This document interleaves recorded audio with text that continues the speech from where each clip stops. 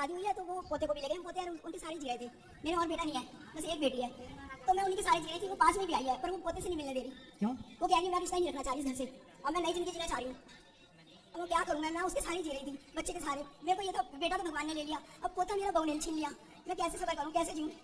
दोस्तों, जय श्रीमन नारायण, जय श्री राधे राधे राधे। गुरुजी के प्रिय भक्तों, आज यह वृद्ध माता कहती है कि उनकी बहू ने उनके पोते को प्यार से वंचित कर दिया और यहाँ तक कि पोते को अपने साथ किसी दूसरे घर ले गई।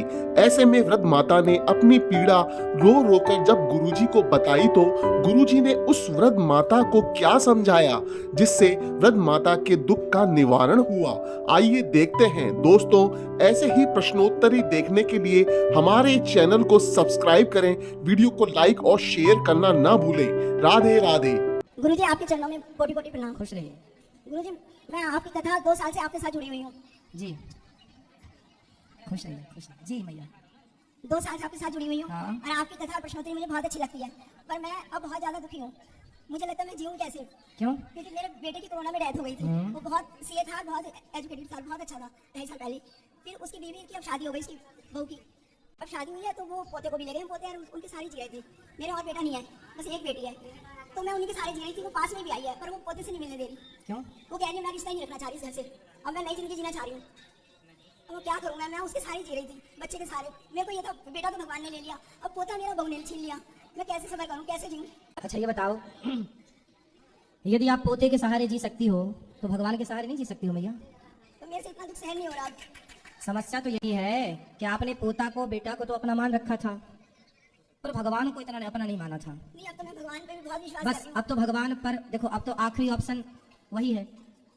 तो उसकी बुद्धि किसी तरह सही नहीं हो अब सकती। बुद्धि उनकी सही है, वो अपनी जगह सही है, अब आप अपनी बुद्धि सही करो। उनकी बुद्धि गलत नहीं है, बुद्धि आपकी गलत है। वो क्यों दूर कर रही है हमारे इतने अच्छे रिलेशन से? वो इसलिए आपसे दूर कर रही है ताकि आपका मन भगवान में लगे। आपका मन पोते में लगेगा तो आप नर्क जाओगी, भगवान में लगेगा तो मानव जीवन सफल हो जाएगा। भला कर रही है आपकी बहू आपके साथ, पर मैं तो नहीं जी पा रही उसके बिना। भगवान के बिना। मैं बीमार हो गई हूँ, भगवान के मेरी लिए दवाइयाँ चालू हो गई हैं। तुलसीदास जी किसके लिए जिए? हनुमान जी किसके लिए जिए? हनुमान जी का कौन पोता पोती है?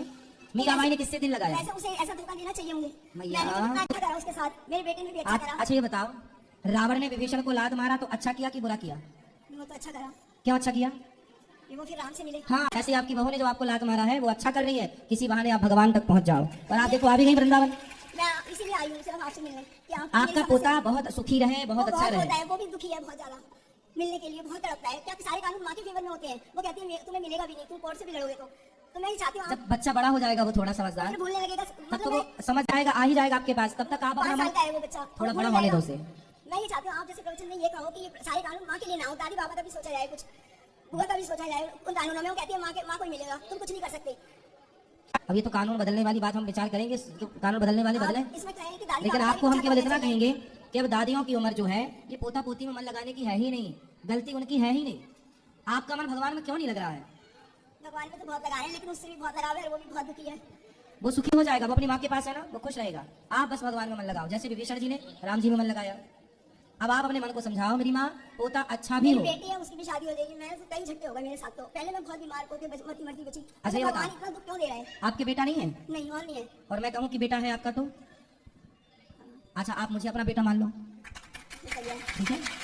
आप हमें अपना बेटा मान लोगी हाँ, तो फिर हम आपको भगवान की कथा सुना के आपके मन से जितना भी ये दुख है, कचरा है, सब निकाल देंगे और आपका चित्त बिल्कुल निर्मल हो जाएगा।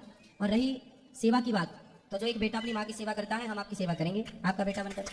आपको बेटा चाहिए था, जो आपको बेटा मिल गया। अब क्या चाहिए नहीं, बताओ? आप बहू को कुछ नहीं कह सकते कि उसे ऐसा नहीं करना चाहिए।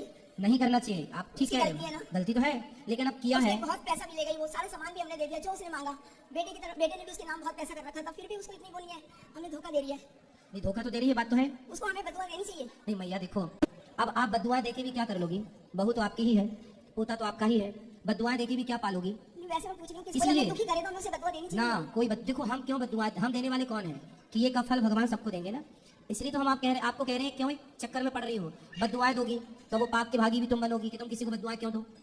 ये तो बात ठीक है कि उसने गलत किया। एक बूढ़ी सास का, बूढ़ी माँ का, एक अनाथ माँ का दिल इस तरह नहीं दुखाना चाहिए था। वो अपनी उसने बुआ को 1 मिनट नहीं छोड़ता था, कहता था मैं वो शादी अपनी नहीं जगह, करूंगा। वो उसने तो गलत किया, लेकिन भैया आप भी इस बात पर गलत हो जो आपने इतना ज्यादा दिल लगा रखा है, मन लगा रखा है। इतना ही मन आपने भगवान से, तुलसीदास जी की पत्नी ने यही तो समझाया था तुलसीदास जी को कि जितना मन तुमने हम में लगाया है इतना राम में लगा लेते तो कल्याण हो जाता। वही हम आपको समझा रहे हैं, जितना मन आपने पोता और बहू में लगाया है इतना प्रभु से लगा लेते तो मैया आपका भी कल्याण हो जाता। आपकी बहू ने आपके साथ ये तो गलत किया कि उसने आपको इस उम्र में अकेला छोड़ दिया, लेकिन फिर भी ये भी आप निगेटिव क्यों सोचो? आप ये भी तो सोच सकती हो कि चलो बहू ने छोड़ा तो मेरा मन भगवान में लगा, यदि नहीं छोड़ती तो मैं पोता पोता ही करती रहती, बहू बहू ही करती रहती। तो वो उसने जो किया, आप दुआएं दो ना, बददुआएं क्यों दोगी? क्यों देना किसी को बददुआ? और देने से भी क्या होगा? जो भाग्य कहा मेरी माँ सुख दुख। अब राम जी को वनवास भेज दिया था कैकेयी ने, तो क्या कौशल्या माँ ने कैकेयी को बददुआएं दी? कौशल्या माँ भी तो कैकेयी को बददुआएं दे सकती थी ना कि तूने मेरे बेटे को बिना गलती के 14 साल के लिए वनवास भेजा। क्या गलती की थी मेरे बेटे ने?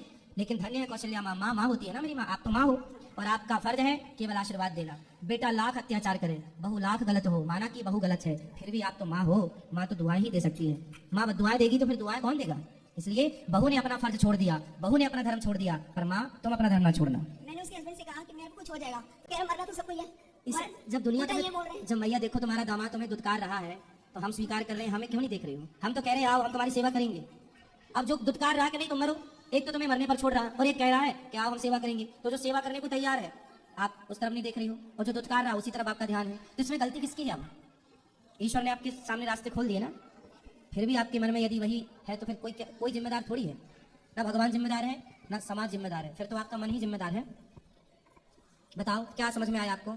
रुक जाओ मैया रुको, हाँ बोलो अब क्या क्या करना है बताओ? मन लगाना पोता पोती में क्या? और क्या भगवान में मन लगाऊंगी। मन भगवान में लगाना? क्यों लगाना है मन भगवान में?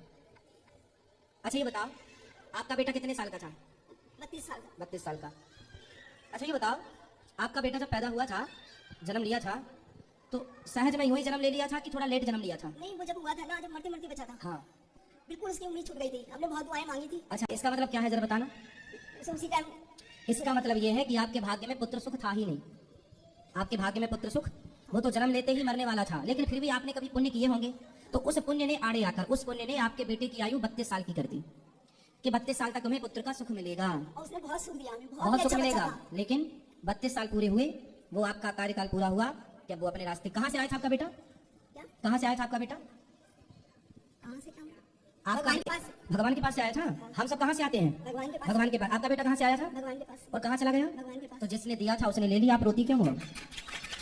आपका तो था ही नहीं, वो तो उसी दिन मर जाता, तो आप क्या कर लेती? कम से कम 32 साल आपको सुख तो दिया, इसलिए ईश्वर का धन्यवाद इसलिए दो कि प्रभु आपने हमें 32 साल के लिए जो सुख दिया उसके लिए धन्यवाद। अब प्रभु मेरा मन आपके चरणों में लगा रहे, आप ऐसी कृपा करो, यही जीवन का सुख है, सार है।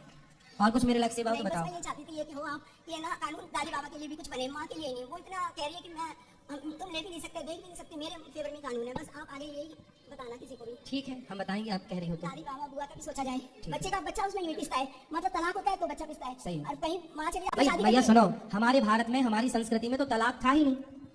हमारे यहाँ तो तलाक जबरदस्ती चीजें घुसा दी गई, इससे सब व्यवस्था बिगड़ गई, वरना तलाक जैसी कोई चीजें थी नहीं अब हमारे शादी यहाँ। माँ की हुई है, बच्चा दुख पा रहा है, ऐसी तलाक माँ बाप का होता है, बच्चा दुख पाता है। बिल्कुल सही बात है, बच्चे पिसते हैं, तलाक वालाक नहीं होना चाहिए। बच्चे का और कोई नहीं सोचता, कोई कानून नहीं है। बूढ़ों का पूरा ख्याल रखना चाहिए।